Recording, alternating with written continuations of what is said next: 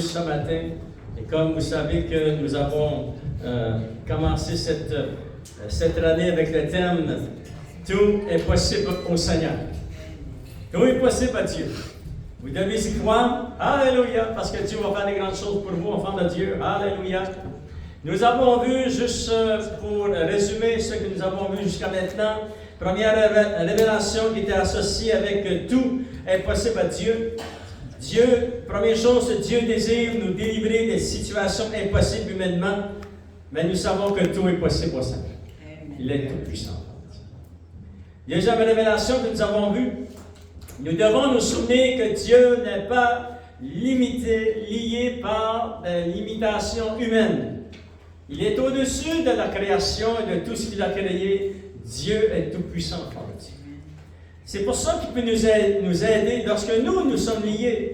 Lui, enfant de Dieu, il peut venir et tendre sa main, et en étendant sa main, il peut changer complètement toutes nos circonstances, changer nos vies. Il nous a changé de royaume. Alléluia, c'est merveilleux ce que tu peux faire. Alléluia. Troisième révélation, c'est la grâce de Dieu est suffisante pour nous rencontrer dans tous nos besoins. Et on dit merci Seigneur de ta grâce infinie. Quatrième révélation que nous avons vue, enfant de Dieu, Dieu répondra à nos prières basées. Pourquoi il répond aux prières? C'est parce que c'est basé sur ses grandes compassions et ses grandes bontés. Amen. C'est à cause de ses grandes compassions et ses grandes bontés qu'il a envers nous. Cinquième révélation que nous avons vue, nous devons nous souvenir que Dieu donne la vie à ce qui est mort. Il appelle les choses qui ne sont point comme si elles étaient. Alléluia. Sixième révélation, nous devons nous souvenir que Dieu nous utilisera pour son service. Et si vous n'avez pas entendu ces enseignements, je vais vous encourager à les écouter sur la chaîne YouTube. Vous écrivez Pasteur Claude Dubé et puis vous allez pouvoir suivre cette série d'enseignements qu'on termine ce matin. Et si vous avez votre Bible, enfant de Dieu, s'il vous plaît, on tourne ensemble dans Philippiens chapitre 3. On va lire verset 20 jusqu'au verset 21. Et chapitre 4, verset 1 jusqu'au verset 4. Et nous allons découvrir ensemble cette septième révélation. C'est que Dieu nous donnera sa joie à travers toutes circonstances. Alléluia. Et ça, c'est très important pour les chrétiens de savoir que la joie que le Seigneur nous donne, c'est pas la même joie que le monde donne. Le monde donne la joie du monde et ça prend beaucoup de fêtes pour être joyeux dans le monde. Mais ce n'est pas de cette joie humaine que nous parlons. Nous allons voir ce matin, nous allons voir la joie qui vient du Saint-Esprit. Mais le fruit de l'Esprit, c'est l'amour et la joie. Et c'est de cela que nous allons parler ce matin. Alléluia! Que le Seigneur, à travers toutes les circonstances qu'on peut rencontrer dans nos vies, et nous en sommes témoins parce que nous l'avons vécu, lorsque les montagnes et puis les difficultés étaient grandes, nous ressentions la paix et la joie, malgré tout cela. Voyez-vous, Dieu est tout-puissant, enfant de Dieu. Et à travers toutes circonstances, il nous accorde sa joie. Mais lisons s'il vous plaît ensemble dans Philippiens chapitre 3. Et là, enfant de Dieu, nous allons découvrir quatre points qui sont très importants. C'est quoi qui nous amène cette joie du fruit de l'Esprit? Souvenez-vous, le fruit de l'Esprit, dans Galates chapitre 5, verset 22, ça dit, mais le fruit de l'Esprit, c'est l'amour, la joie, etc., etc. Mais on va se concentrer sur la joie du Saint-Esprit. Et qu'est-ce que ça prend pour être joyeux dans le Seigneur? Alléluia! Et ça, pas de Dieu, c'est un miracle extraordinaire. Philippiens chapitre 3, verset 20, ça dit, mais notre cité à nous est dans les cieux, d'où nous attendons aussi comme sauveur le Seigneur Jésus-Christ, qui transformera le corps de notre humiliation en le rendant semblable au corps de sa gloire, par le pouvoir qu'il a de s'assujettir toutes choses. C'est pourquoi, mes frères bien-aimés ou mes sœurs bien-aimées et très chers frères, vous qui êtes ma joie et ma couronne, regardez ce que l'apôtre Paul dit, vous êtes ma joie Il parle à des gens, il leur dit à l'église de Philadelphie, pas Philadelphie, mais les Philippiens, il leur dit, vous êtes ma joie et vous êtes ma couronne. Wow, il y a quelque chose à part de Dieu qu'on veut comprendre ici. Ça dit, et ma couronne, demeurez ainsi donc ferme dans le Seigneur, mes bien-aimés. J'exhorte Évodite et j'exhorte Saint-Tiche à être d'un même sentiment dans le Seigneur. Et toi aussi, fidèle collègue, oui, je te prie de les aider, celles qui ont combattu pour l'Évangile avec moi, et avec Clément et mes autres compagnons d'œuvre. Donc, leur nom est écrit dans le livre de vie. Alléluia! Seigneur, nous voulons te remercier, parce que c'est tout puissant ce que tu as fait dans nos vies, Seigneur. Merci que tu prends soin de nous, Seigneur mon Dieu. Et on te demande de nous révéler la parole de Dieu. Et nous voulons comprendre, Seigneur mon Dieu, ce que tu as inspiré à travers l'apôtre Paul ici, Seigneur. Que la joie du Saint-Esprit est notre force. Alléluia. Et au nom de Jésus, bénis ton peuple. Amen. À lui soit la gloire. Alléluia. La 7e révélation, nous devons nous souvenir que Dieu nous donnera sa joie à travers toutes les circonstances. Gloire au Seigneur. Alléluia. La première chose que nous voyons, enfants de Dieu, cette joie que nous parlons ce matin, ce n'est pas les plaisirs du monde. Ce n'est pas de cela que je veux parler. On parle de la joie du Saint-Esprit. Et voici, enfants de Dieu, quelque chose de très puissant. L'apôtre Paul va dire ici, première chose, pour que nous puissions recevoir cette joie qui vient du Saint-Esprit. Il est dit au verset 1, Philippiens chapitre 4, verset 1, ça dit, « Vous qui êtes ma joie et ma couronne. » Alléluia. J'aimerais vous dire ceci ce matin. L'apôtre Paul il disait ça à cette église. Mais moi, je vous dis ce matin que vous êtes ma joie et ma couronne. Vous savez pourquoi? Parce que lui, l'apôtre Paul, il va l'expliquer dans 1 Corinthiens aussi. Il va expliquer ceci. Il va dire, lorsqu'il a bâti les églises, lorsqu'il a fondé les églises, lorsqu'il était dans l'œuvre de Dieu, les gens qui avaient devant lui étaient la preuve qu'il était appelé au ministère. Écoutez bien. Vous êtes ici et vous êtes ma joie et ma couronne. Vous êtes la preuve que le Seigneur m'a appelé. Vous allez dire, wow! C'est vraiment ça que la parole de Dieu nous explique. C'est pour ça que l'apôtre Paul dit, vous êtes ma joie. Alléluia. L'Église de Dieu est votre joie. Et c'est de l'enfant de Dieu, c'est de cet endroit du sanctuaire de Dieu, de la maison de Dieu, que la joie du Saint-Esprit prend sa naissance. Alléluia.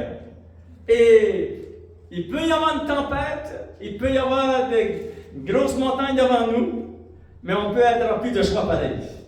Parce que là, on parle de la dimension du fruit de l'Esprit qui n'est pas une dimension charnelle, mais une dimension spirituelle et qui vient du cœur de Dieu. Alléluia! Vous êtes ma joie, et ça, enfant de Dieu, c'est le fruit de l'Esprit qui est manifesté.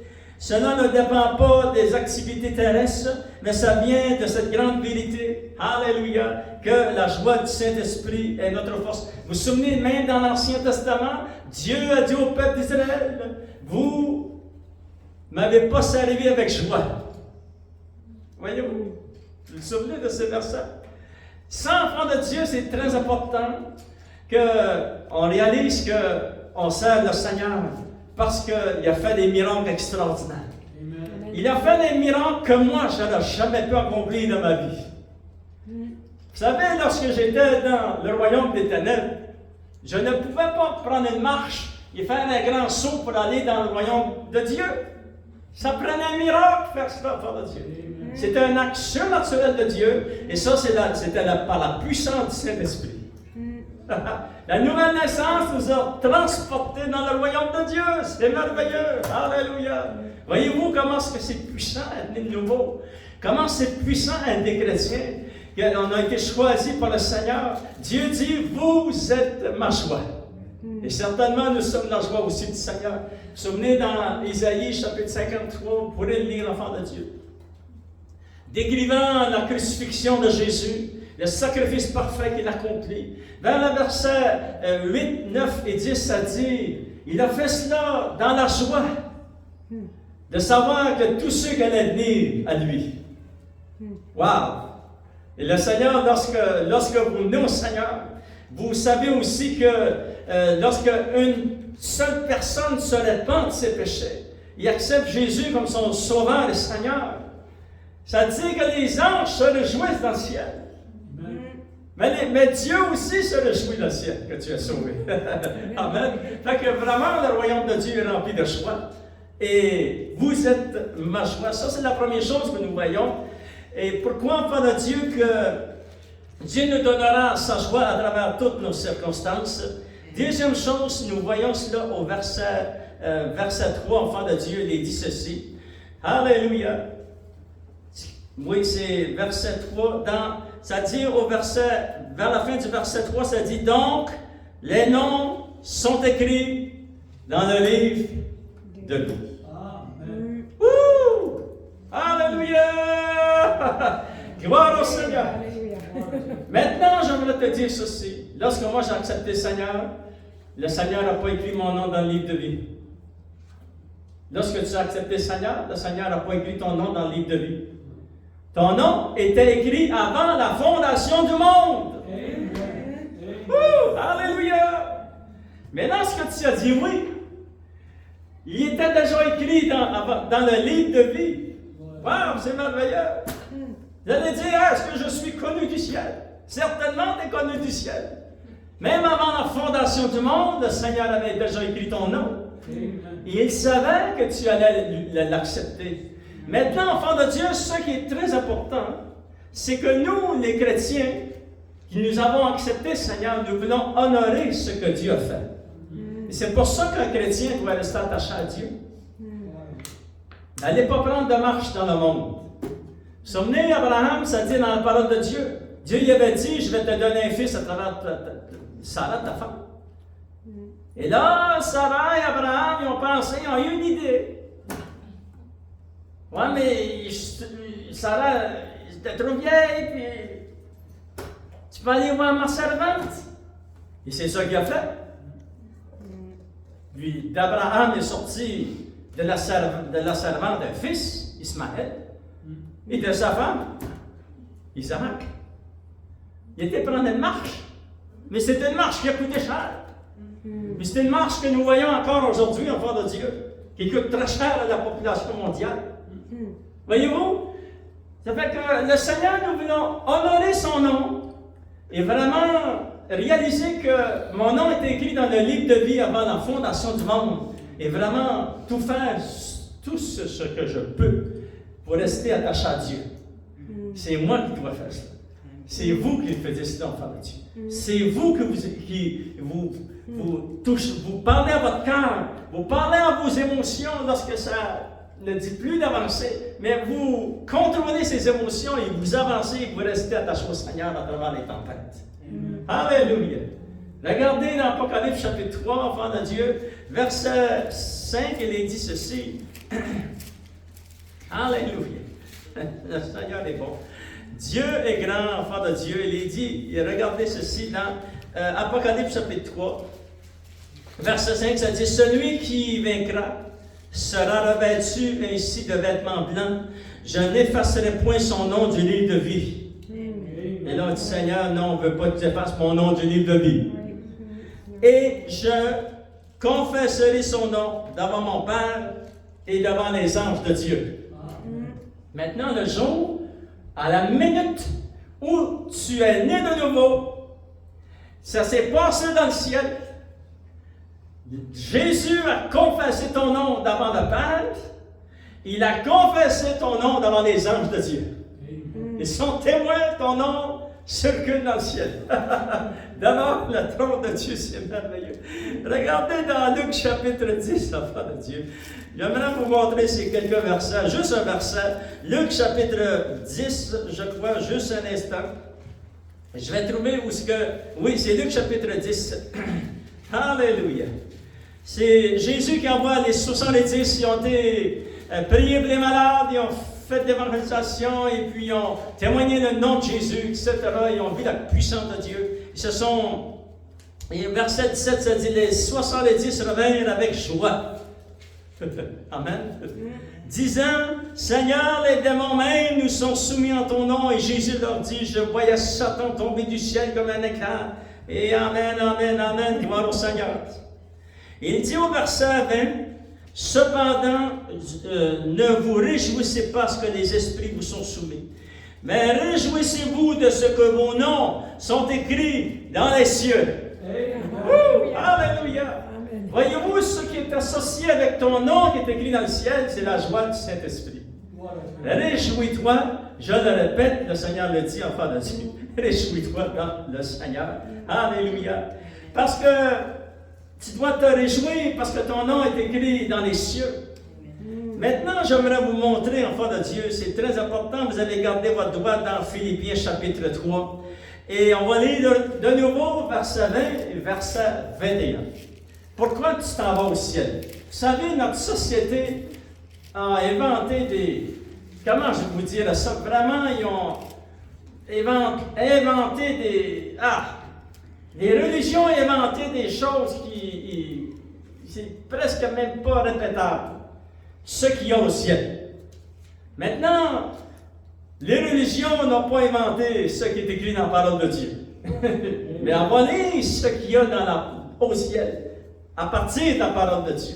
Regardez dans Philippiens chapitre 3, verset 20, ça dit, « Mais notre cité à nous est dans les cieux, d'où nous attendons aussi comme sauveur le Seigneur Jésus-Christ, qui transformera le corps de notre humiliation en le rendant semblable au corps de sa gloire, par le pouvoir qu'il a de s'assujettir toutes choses. » Alléluia. Maintenant, Femme de Dieu, ta marche avec le Seigneur va t'amener au ciel. Amen. Tout le monde va aller au ciel. Amen. C'est ça la marche chrétienne. La marche chrétienne, un jour, on quitte le monde. On rentre chez nous. On n'est pas chez nous ici. On est juste de passage. Et là, ça dit, mais notre cité à nous. Alléluia, ça veut dire que tu as une cité. Il y a une cité qui t'attend. Est-ce qu'on peut lire par rapport à cette cité? Et tournons, si vous voulez, ensemble dans Apocalypse. Gardez toujours votre doigt dans Philippiens chapitre 3 parce qu'on va y revenir. Apocalypse chapitre 21. Alléluia. Et là, enfant de Dieu, on va lire ensemble ce qu'est cette cité. De quoi parle-t-il lorsque l'apôtre Paul dit notre cité dans les cieux? Lorsque Abraham, l'exemple d'Abraham dans Hébreux chapitre 11, disant qu'Abraham avait les yeux sur la nouvelle cité, la cité de Dieu. Amen. Ça nous intéresse de savoir quelle est cette cité, parce que nous allons la voir, cette cité. C'est pour nous, ça a été vraiment construit par la main de Dieu. Ce ne sont pas des ouvriers terrestres qui ont bâti cette cité, c'est l'œuvre de Dieu, enfant de Dieu. Apocalypse chapitre 21, et je commence pour vous, enfants de Dieu. Au verset 10, ça dit, « Il me transporta en esprit sur une grande et haute montagne, et il me montra la ville sainte. » Ça veut dire que nous savons que Jean était ravi en esprit devant le trône de Dieu. Et là, il est transporté sur une grande montagne. Il voit une ville. Quelle est cette ville qui nous attend? Regardons, continuons à aller. Il me montra la ville sainte, Jérusalem, qui descend du ciel d'auprès de Dieu, ayant la gloire de Dieu. C'est-à-dire qu'un jour, maintenant elle est au ciel, un jour elle va descendre sur la terre. Mais pour l'instant, elle est au ciel. Ça s'appelle la Jérusalem. La ville s'appelle, le nom, c'est Jérusalem. Amen. Maintenant, ça dit, comment cette ville-là a été construite? Ça dit, son éclat était semblable à celui d'une pierre très précieuse. Lorsque tu regardes de loin, c'est comme l'éclat de cette ville. C'est tellement glorieux que ça ressemble à une pierre très précieuse, d'une pierre de jaspe, transparente comme du cristal. Elle avait une grande et haute muraille. Elle avait 12 portes. et sur les portes 12 anges, et des noms écrits, ceux des 12 tribus des fils d'Israël. À l'Orient, 3 portes. Au nord, 3 portes. À l'Occident, 3 portes. Au Midi, 3 portes. La muraille de la ville avait 12 fondements. Dessous la ville, il a vu ses fondations, ses fondements, 12 fondements. Et sur eux, les 12 noms des apôtres, des 12 apôtres de l'agneau. Celui qui me parlait avait pour mesure un roseau d'or. Wow! Hey, vous savez, moi, j'ai travaillé longtemps sans construction, puis j'ai jamais eu de mesure d'or. Mais l'ange de Dieu avait une mesure d'or, enfant de Dieu. Alléluia! Et là, ça dit, enfant de Dieu, afin de mesurer la ville. L'ange a mesuré la ville, il a mesuré ses portes, il a mesuré sa muraille, comment épais les murs de cette ville. Alléluia!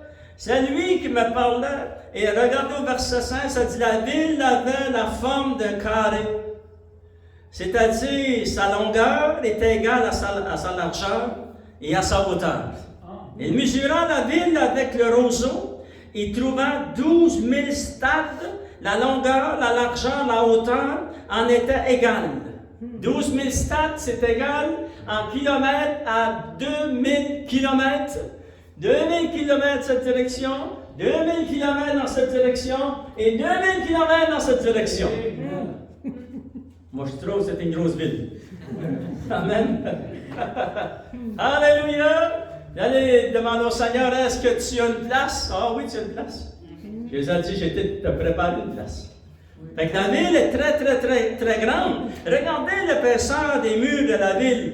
Verset 17, et mesurant la muraille, il trouva 144 coudées, mesure d'homme, qui était celle de l'anche, c'est-à-dire c'est égal à 250 pieds de mur. Vous savez, nous on construit ici, parce qu'on est au nord, des murs de fondation de 8 pouces. Mais là on parle de 250 pieds de mur. Pas un tremblement de terre qui va la changer de place. La muraille était construite en jaspe. Ça, c'est il a décrit la construction de cette ville. Et la ville était d'or pur, semblable à du verre pur. Alléluia! Écoutez bien, enfant de Dieu. Et là, on n'a-tu pas hâte d'être dans cette ville? Vous êtes au coin de la ville, enfant de Dieu, vous regardez aussi loin, vous allez regarder 2000 kilomètres, vous avez de l'or pur. Et là, vous regardez ce sang-là, enfant de Dieu, vous avez de l'or pur, tout ce que vous voyez. Hey, c'est précieux ça. Alléluia. C'est pour ça qu'on dit, tous ceux qui nous ont avancés dans la présence de Dieu, ils dansent sur les rues pavées d'or. Amen. Alléluia. Et c'est la vérité. Regardez, ça dit, verset 19, ça dit, les fondements et de la muraille de la ville étaient ornés de pierres précieuses de toute espèce. Le premier fondement était de jaspe, le deuxième de saphir, le troisième de chalcédoine, le quatrième d'émeraude, le cinquième de sardonyx, le sixième de sardoine, le septième de chrysolite. Ça, c'est toutes des pierres précieuses que vous ne trouvez pas de toute la qualité vraiment céleste qu'il y a au ciel, là, ici sur la terre. Je ne cherche pas ça, vous ne trouverez pas ça. Verset 21, ça dit, les 12 portes étaient 12 perles. Alléluia! Lorsque tu regardes les 3 portes au nord, 3 portes au sud, 3 portes à l'est et 3 portes à l'ouest, et chacune de ces portes, c'est juste une très grande perle. Alléluia! Et ça dit, enfant de Dieu, les 12 portes étaient de 12 perles, chaque porte était d'une seule perle. Il n'y a pas d'entre-deux. Amen. La place de la ville était d'or pur comme du verre transparent, et je ne vis point de temple dans la ville. Pourquoi il n'y a pas vu de temple? C'est parce que le Seigneur Dieu est son temple, et Jésus, l'agneau, c'est le temple. Le Père et le Fils, enfant de Dieu. Alléluia! Oh, alléluia! Verset 23, ça dit, la ville n'a besoin ni de soleil, ni de la lune pour l'éclairer, car la gloire de Dieu l'éclaire. Et l'agneau est son flambeau. Alléluia! Oh! Ça vous donne la joie de savoir que saisissez cette vision de votre marche chrétienne. C'est dans cette direction que vous allez, enfants de Dieu. Alléluia! Gloire au Seigneur. Cette ville est grande et puissante. Et tout cela a commencé avec la joie du Saint-Esprit qui nous a été donnée. Tout cela a continué avec, nous avons découvert que Dieu avait écrit nos noms dans le livre de vie. Troisième révélation, enfants de Dieu, troisième vérité qui est attachée à la joie de Dieu. Nous savons, enfants de Dieu, c'est écrit ici dans Philippiens chapitre 3, verset 21, pour que tu habites dans la ville que Dieu a construite dans le ciel, tu dois recevoir un corps céleste. Amen. Maintenant, nous savons que tous ceux qui nous ont avancés dans la gloire de Dieu, leur âme et leur esprit est au ciel. Oui. C'est certain qu'ils ont accès à cette ville merveilleuse, ils ont accès à tout le ciel. Mais un jour, au son de la trompette de Dieu, nous qui sommes vivants, moi je ne peux pas monter au ciel avec mon corps maintenant.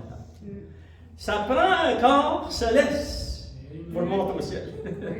Quel est ce corps, enfant de Dieu? C'est le corps que Jésus avait après sa résurrection. Regardez dans Luc chapitre 24, on va lire quelques versets ensemble, enfants de Dieu. Comme vous avez remarqué, ça dit que le Seigneur qui transformera le corps de notre humiliation en le rendant semblable au corps de sa gloire. Pourquoi fera-t-il cela? Parce qu'il a la puissance de faire cela. Dieu a la puissance, il va l'accomplir, enfant de Dieu. Regardez dans Luc chapitre 24, ça nous décrit un petit peu ce que Jésus, son corps qu'il avait après sa résurrection. C'est un corps semblable à ce corps que nous allons avoir. Ça dit dans Luc chapitre 24, verset 36, tandis qu'il parlait de la sorte, lui-même se présenta au milieu d'eux et leur dit, la paix soit avec vous. Saisis de frayeur et d'épouvante, ils croyaient voir un esprit. Oh, la panique de pris. Parce que Jésus n'est pas rentré par la porte, enfant de Dieu. Et il n'y a personne qui a été ouvrir la porte à Jésus. Jésus est apparu au milieu d'eux. Et là, ils ont dit c'était un esprit. Mais regardez, ça dit, mais Jésus a vu leur réaction. Et il leur dit, pourquoi êtes-vous troublés et pourquoi pareille pensée? Celle est-elle dans vos cœurs? Voyez mes mains et mes pieds, c'est bien moi. Touchez-moi et voyez un esprit n'a ni chair ni os. Fait qu'il y avait des os, il y avait un corps. Comme vous voyez que j'ai. Et en disant cela, il leur montra ses mains et ses pieds.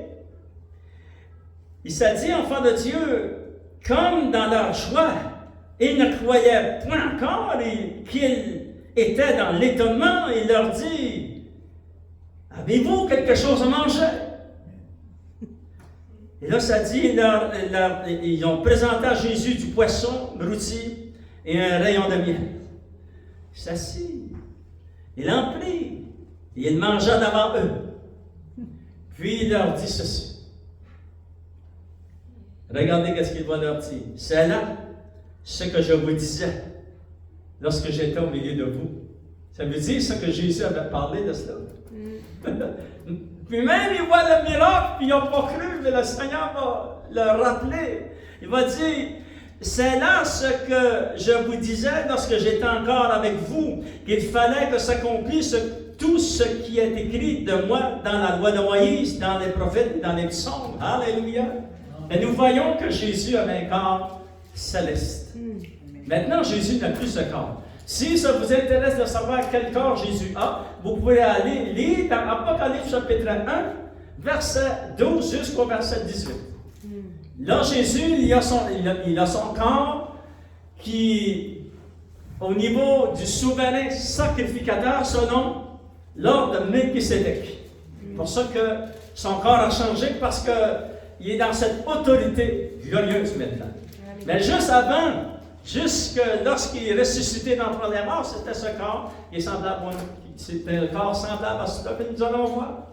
Alléluia. Et n'ayez pas peur, enfants de Dieu. Maintenant, je vais vous lire quelque chose dans la parole de Dieu. J'ai une bonne nouvelle à vous annoncer. 1 Corinthiens chapitre 15, verset 51 jusqu'au verset 53. Voici, je vous dis un mystère. La parole de Dieu nous dit que le Saint-Esprit, à travers la bouche des hommes de Dieu et de tous ceux qui ont été inspirés par le Saint-Esprit dans les Saintes Écritures, il va dire ceci. Voici, je vous dis un mystère. Quel est ce mystère? Nous ne mourrons pas tous. Est-ce que ça peut arriver? Et la réponse est oui. Un jour, que des millions de personnes ne passeront pas à travers la mort physique pour entrer au ciel. Et la réponse est oui. Et ça, on appelle ça, enfant de Dieu, l'événement glorieux, c'est l'espérance glorieuse que l'Église, à partir de Jésus jusqu'à aujourd'hui, attend cette journée spéciale qui s'appelle l'heureuse espérance. L'heureuse espérance, ça s'appelle aussi l'enlèvement de l'Église. Alléluia. Maintenant, enfant de Dieu, je vais vous le lire, ce verset. Ça dit, je vous dis un mystère, nous ne mourrons pas tous. Moi, je suis excité là. Parce que, vous savez, tous ceux qui vont vivre cet événement vraiment très important, l'enlèvement de l'Église, ces gens-là ne passeront pas à travers la mort physique. Et ça, là, c'est vraiment un miracle de Dieu, ça. Parce que tous ceux qui nous ont précédés sont morts. Ils sont passés à travers la mort physique. Mais cet événement-là, c'est un événement très spécial pour l'Église, c'est réservé pour les saints, ça. Mais tous, nous serons changés. Dans un instant, dans un clin d'œil, à la dernière trompette, la trompette sonnera et les morts ressusciteront incorruptibles.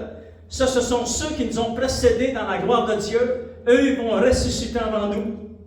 Mais eux aussi, leur corps qui est dans les cimetières vont sortir des cimetières. Jésus l'avait dit, lorsqu'il avait parlé enfant de Dieu, que tous vont ressusciter. Alléluia. Et ces gens-là vont revêtir l'incorruptibilité. Et après qu'eux ont revêti cette incorruptibilité, et nous, parlant de ceux qui sont vivants durant cet événement, nous serons changés. Alléluia. Alléluia. Et là, on s'est posé la question, qu'est-ce qui va changer, enfant de Dieu? Première chose qui va changer, regardons, car il faut que ce corps corruptible revête l'incorruptibilité. Alléluia. Mais ça va se faire ici sur la terre. On va revêtir l'incorruptibilité et que ce corps mortel qui porte la mort revête l'immortalité. Alléluia. Ça, c'est l'enlèvement de l'Église. Réjouissez-vous que vos noms sont écrits dans le livre de vie, enfants de Dieu. Alléluia. Et réjouissez-vous que la ville céleste que Dieu a préparée nous attend. Alléluia. Gloire au Seigneur. Quatrième vérité, vraiment que nous voyons à travers la joie que le Saint-Esprit nous donne. Alléluia. Le Seigneur est bon. Amen. Moi, je n'ai pas pensé à ça, enfants de Dieu. Qu'est-ce que je vous explique ce matin? C'est écrit la parole de Dieu. Moi, je n'ai jamais pensé à ça. Vous savez, lorsque j'ai été à la petite école, j'ai passé mes grandes, madame. Mais pas avec des A+. Moi, c'était pas des A+. Fait que j'ai jamais pensé, c'est ce que je vous dis ce matin. Je vous l'enseigne parce que c'est écrit dans la parole de Dieu. Amen. Soyez garantis que ce que nous lisons ici, là, ça va s'accomplir. C'est certain et véritable. Amen. Et là, on parle de la bouche de notre Père. C'est lui qui a déclaré la grandeur de tout ce qui est écrit ici dans cette parole. Oui. Et le Saint-Esprit, enfant de Dieu, l'a confirmé en l'écrivant. Fait que vous pouvez le souligner dans votre Bible pour qu'un jour, alléluia, l'Église du Seigneur Jésus vivront tous ces miracles extraordinaires. Regardons, enfant de Dieu, quatrième vérité céleste dans Philippiens chapitre 3, verset 2, verset 20 jusqu'au verset 21. Alléluia. Voici la plus grande révélation qui nous amène la joie de Dieu. C'est de savoir qu'un jour nous habiterons pour toujours avec le Seigneur. Alléluia. nous habiterons pour toujours avec le Seigneur. Et ça, enfant de Dieu, c'est un miracle extraordinaire. Alléluia. Et Jésus l'avait lui-même l'a déclaré. Vraiment, cette révélation vient de la bouche de notre Sauveur lui-même. Et on va lire ensemble dans Jean chapitre 14, verset 1 jusqu'au verset 3. Et Jésus va nous parler de l'enlèvement de l'Église, va nous parler qu'il nous prépare une place, la cité est prête, alléluia, et qu'un jour il va venir chercher son Église. Et regardez ce qu'il dit dans Jean chapitre 14, verset 1 jusqu'au verset 3, ça dit que vous serez toujours avec le Seigneur. Amen. Vous habiterez avec le Seigneur. Amen. Alléluia. Fait que ça, c'est vraiment une action naturelle de Dieu. Gloire au Seigneur. On le lit, enfant de Dieu. Jean chapitre 14, verset 1, ça dit que votre cœur ne se trouve point. Croyez en moi et croyez en Dieu, Jésus a dit. Et il dit, il y a beaucoup de demeures dans la maison de mon Père. Si cela n'était pas, je vous l'aurais dit. Je vais vous préparer une place. Et lorsque je m'en serai allé et que je vous aurai préparé une place, je reviendrai et je vous prendrai avec moi. Pourquoi va-t-il nous prendre avec lui? C'est afin que là où je suis, vous y soyez aussi. Alléluia! C'est bon, vous allez être toujours avec le Seigneur et tous ceux qui sont nés de nouveau, tous ceux qui appartiennent au Seigneur. Un jour, nous allons vivre cette glorieuse révélation. Alléluia! Maintenant, enfant de Dieu, j'aimerais vous expliquer quelque chose, juste en terminant avant qu'on invite nos musiciens. Jésus a dit, en l'entour des années 30, 31, 32, parce qu'il y a eu 3 ans de ministère et demi. C'est-à-dire que Jésus a commencé son ministère à 30 ans. C'est-à-dire que pour qu'il dise ces paroles, dans Jean chapitre 14, il fallait que Jésus soit au moins quelques semaines, quelques mois, quelques années dans le ministère.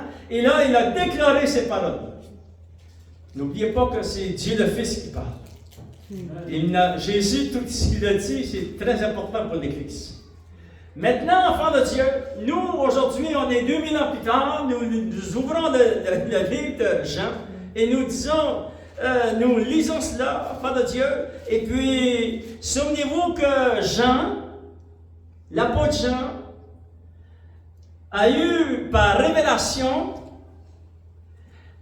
le livre de Jean que vous avez ici dans vos mains, à l'entour de l'an 69 à 90. C'est-à-dire qu'il y a au moins 35 ans entre lorsque Jésus dit cela et que l'apôtre Jean va l'écrire. Maintenant, moi je me suis posé la question, si ça ferait 35 ans que j'ai eu une révélation, est-ce que je vais m'en souvenir? Peut-être que non. Parce que des fois, on oublie vite. Mais écoutez bien ce qui s'est passé. Ici, nous avons le Saint-Esprit qui a été répandu dans la chambre haute, qui est avec les apôtres. Les chrétiens est avec nous aujourd'hui. Et c'est lui, enfant de Dieu, qui a fait un travail remarquable. Regardez dans Jean chapitre 14, verset 26. 30 quelques années plus tard, il va parler au cœur de Jean, parce que ça n'a pas venu tout seul de même. Il y a beaucoup de choses que Jean ne se souvenait plus. Là. Mais regardez ce que Jésus avait dit, ce que le Saint-Esprit fera. Mais le Consolateur, l'Esprit de vérité que le Père enverra en mon nom, vous enseignera toutes choses et vous rappellera tout ce que je vous ai dit. Alléluia! C'est-à-dire que l'apôtre Jean, que nous savons qu'il a reçu par révélation ce qu'il a écrit dans l'Évangile de Jean. C'est le Saint-Esprit qui lui a rappelé cela. C'est pour ça que toute l'Écriture est inspirée. C'est-à-dire que Jésus, lorsqu'il dit, je vous ai préparé une ville, je vous ai préparé une place, je reviens vous chercher et vous serez toujours avec moi. Le Fils a proclamé, enfant de Dieu, Et le Saint-Esprit vient quelques années plus tard. Il va replacer dans le cœur de la peau de Jean, reconfirmer et affirmer ce que Jésus a dit. Et ça va s'accomplir. Soyez rassurés, enfants de Dieu, que votre joie, la joie que vous avez de servir le Seigneur, alléluia, gardez toujours vos yeux fixés sur le Seigneur, enfants de Dieu, parce que Jésus revient bientôt. Il revient chercher son Église. Donnez une bonne main d'applaudissement, Seigneur. Lèvons-nous sur le cœur, alléluia. Et j'aimerais, enfants de Dieu, que nous chantons ce chant merveilleux ce matin, un chant de victoire. Et souvenez-vous, enfants de Dieu, que tout ce que nous vivons aujourd'hui, les situations dans lesquelles nous sommes, c'est juste passager, ça. Même ça, ça va vous aider à passer à travers des tempêtes. C'est juste, on est juste de passage. Le meilleur est à venir. Alléluia. Et nous serons toujours avec le Seigneur. En pleine santé, avec un corps céleste, enfant de Dieu. Et toujours nous serons avec le Seigneur. Alléluia. Seigneur, nous te remercions. C'est un privilège de lire les Écritures, Seigneur. Et de recevoir les révélations, de comprendre, Seigneur, oh Dieu, ce que tu as fait et comment tu as placé toutes les choses en place, Seigneur. Et bientôt, très bientôt, nous savons que toutes ces paroles vont s'accomplir. On te donne tout l'honneur, la gloire et la puissance. Je te demande de bénir ton peuple et ton Église. Et que la joie du Saint-Esprit, Seigneur, nous saisisse. Et comme la parole de Dieu le dit, Seigneur, réjouissez-vous toujours dans le Seigneur. Et on veut se réjouir en toi parce que tu as planifié des grandes bénédictions. Tu as planifié, Seigneur, oh Dieu, des bénédictions sont célestes. Dépasse nos attentes, Seigneur. On te donne tout l'honneur, la gloire et la puissance. Et au nom de Jésus, nous t'avons prié. Chantons ce chant merveilleux ensemble. Alléluia. Gloire au Seigneur. On va chanter ensemble. Mon Dieu a sauvé mon âme.